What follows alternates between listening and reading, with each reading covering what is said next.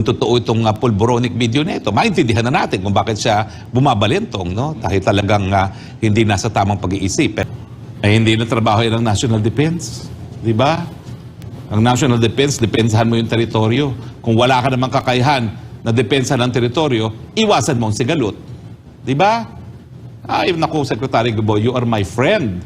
Pero alam mo naman, kung wala kang kakayahan, umiwas ka sa gulo. Malinaw na wala siyang karapatan sa historic claims to water, kung pwede na natin isulong ang ating relasyon na magkaroon ng mas maraming kapital ang China sa Pilipinas na magdudulot ng mas maraming trabaho. Hindi nga dumarating yung kapital galing sa Amerika eh. Samantalang nakikita natin yung karanasan ng ating mga karatig bansa na ang daming kapital ng China. Mas maraming trabaho ang nabubuo dahil sa mga kapital na binibigay ng mga Chino. Doon sa ating mga karating na bansa, bakit ayaw natin yan? Piling ko, gusto nyo i-water cannon kayo para magmukhang